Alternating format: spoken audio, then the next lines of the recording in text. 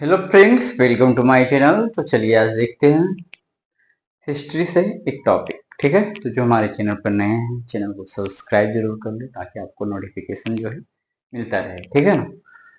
तो चलिए देखते हैं समाचार पत्रों का इतिहास क्या रहा है। ठीक है, आज का टॉपिक है समाचार पत्रों का इतिहास। पत्रों का इतिहास। तो सबसे पहले ये ध्यान दीजिए कि कोई चीज प्रिंटिंग भारत में कब से होने लगा या फिर किसके सहायता से होने लगा। ठीक है, तो ये तो आपको पता ही होगा कि पुर्तगाली जो है प्रिंटिंग प्रेस लेकर भारत आया, जिसको बोलते हैं मुद्रणालय। ठीक है, प्रिंटिंग प्रेस याद रखिए, प्रिंटिंग प्रेस पुर्तगाली ने लेकर आया। ठीक है, पुर्तगाली जब लेकर आता है तो 1557 में गोवा के जो पादरी हैं प्रथम बुक छापता है। ठीक है, प्रथम बुक छापता है, प्रिंट करता है जो भी। फिर 1684 में मुंबई में, ठीक है, बम्बई में प्रिंटिंग प्रेस की स्थापना की जाती है। और एक जानते होंगे कि 1780 में जेम्स अगस्टस सिक्के, है ना, जेम्स अगस्टस अगस्टस सिक्की एक पत्रिका छापा था। क्या छापता था? नाम था द बंगाल गजट। या फिर बंगाल गजट, जो भी रहे उतना ही है। तो ये छापना तो शुरू किया, लेकिन इसमें जो भी छापता था सरकार विरोधी तत्व आंदोलन से रिलेटेड कुछ कह सकते हैं, उस प्रकार से था। तो सरकार ने इसे क्या किया, बंद करवा दिया। ठीक है, तो ये कुछ इतिहास रहा। अब देखेंगे सर्वप्रथम जो है समाचार पत्रों को रेगुलेट करने के लिए, उसको कंट्रोल करने के लिए ब्रिटिश सरकार ने क्या क्या कानून लाए। आज 3-4 देखेंगे। ठीक है, उसके बाद अगले बार देखेंगे। तो चलिए देखते हैं। सबसे पहले देखेंगे,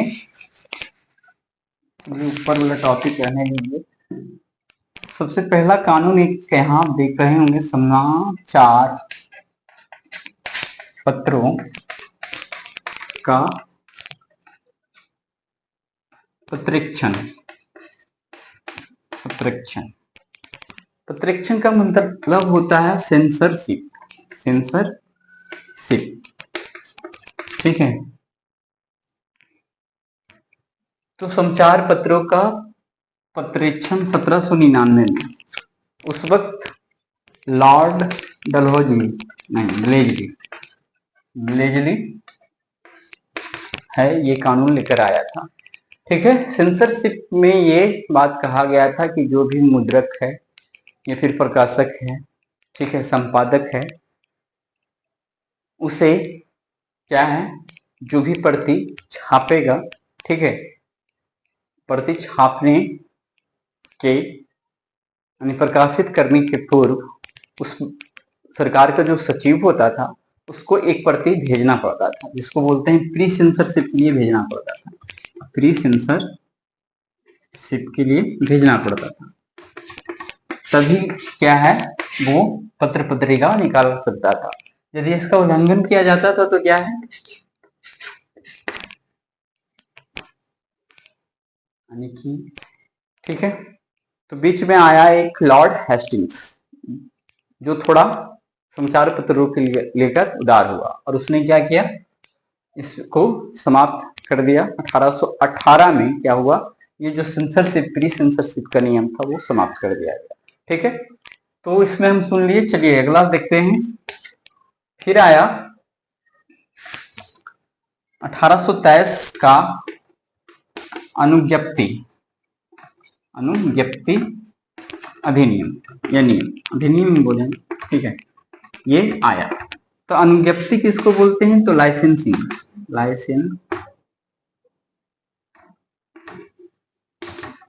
ठीक है, लाइसेंसिंग से रिलेटेड। तो यहाँ पे तो सेंसरशिप आया, प्री सेंसरशिप यानी जो भी छापा जाएगा ये 1799 वो सरकार का जो सचिव होगा उसको पहले चेक करेगा तो फिर वो छपाई होगी। अब है यहाँ पे लाइसेंस। लाइसेंस में ये था कि जो भी संपादक हो, मुद्रक हो, ठीक है, या प्रकाशक, ये सब जो भी हो, उसे करना क्या होगा, लाइसेंस लेना होगा। लाइसेंस होगा तभी वो पत्र पत्रिकाओं को छाप सकता है। इसमें ये बात था, मेन पॉइंट यही है, सिर्फ यही याद रखना है। और ये आया था एडम्स, जॉन एडम्स के समय में। वो कार्यकारी क्या था, गवर्नर जनरल बना था उस वक्त, ठीक है, कार्यकारी गवर्नर जनरल बना था जॉन एडम्स। ये जो है और सख्त कर दिया संचार पत्रों पे नियंत्रण, ये सब कर सकते हैं ये लाइसेंस को लाकर। तो जो लाइसेंस नहीं लेगा उसको क्या होगा, आर्थिक जुर्माना देना होगा, कारावास भी दिया जा सकता है। तो ये हो गया लाइसेंसिंग। तो होता क्या है लाइसेंसिंग में, एक है मिरात उल अखबार, ठीक है, मिरात उल करके कुछ है ना अखबार, किनका था, राजा राम मोहन राय। इस लाइसेंसिंग प्रक्रिया के कारण जो है उनका जो समाचार पत्र था वो बंद करना पड़ा था, ठीक है। मिरात उल अखबार, मिरात उल, ठीक है, अखबार ही होगा नाम, यहाँ पे सेलेक्टली निकल गया दिमाग से, अखबार ही होगा, मिरात उल अखबार, ठीक है। तो ये राजा राम मोहन राय के द्वारा जो है लाइसेंसिंग प्रक्रिया के कारण चल रहा था तो बंद करना पड़ा। अब है एक मेन 1835 का, 1835 का अधिनियम क्या है वो देखते हैं। 1835 का अधिनियम, तो 1835 का अनुज्ञप्ति अधिनियम, ठीक है। तो ये किसके समय में लाया गया था, चार्ल्स मैडकॉफ के समय में, है ना, चार्ल्स मैडकॉफ। इसको भारतीय समाचार पत्रों का मुक्तिदाता भी कहा जाता है, भारतीय समाचार पत्रों का मुक्तिदाता क्यों कहा जाता है, क्यों कहा जाता है, तो होता क्या है, लाइसेंसिंग प्रक्रिया को ये क्या कर देता है, समाप्त कर देता है। और बात सिर्फ इतना कहता है कि जो भी संपादक ये सब हैं, मुद्रक ये सब हैं, जिस स्थान पे छपाई होता है उस स्थान का सिर्फ पता बता दिया जाए, ठीक है, तब जाकर क्या है ये छपाई का काम वो कर सकता है। तो ये था इंपॉर्टेंट पॉइंट किसमें, 1835 का अनुज्ञप्ति अधिनियम यानी लाइसेंसिंग प्रक्रिया 1835 का। और ये जो है 1856 तक चलता है, 1856 तक चलता है। और बीच में क्या होता है, 1857 की क्रांति हो जाती है। तो 1857 का जब क्रांति हो जाता है तो 1857 का अनुज्ञप्ति अधिनियम देखेंगे, अनुज्ञप्ति अधिनियम, ठीक है। तो ये लाइसेंसिंग प्रक्रिया को समाप्त कर दिया गया था, लेकिन आपातकालीन स्थिति जो 1857 के क्रांति के कारण उत्पन्न होता है उससे फिर से क्या है, लाइसेंसिंग प्रक्रिया को ला दिया जाता है कि अब लाइसेंस रहेगा तभी संचार पत्र का प्रकाशन, पत्र पत्रिकाओं का प्रकाशन किया जाएगा, नहीं तो वही बात है, दंड ये सब का प्रावधान होगा, ठीक है। प्रिंटिंग प्रेस को जब्त कर लिया जाएगा, उसमें वहां भी लाइसेंसिंग के समय में भी उसमें भी यही सब पॉइंट याद रखना है।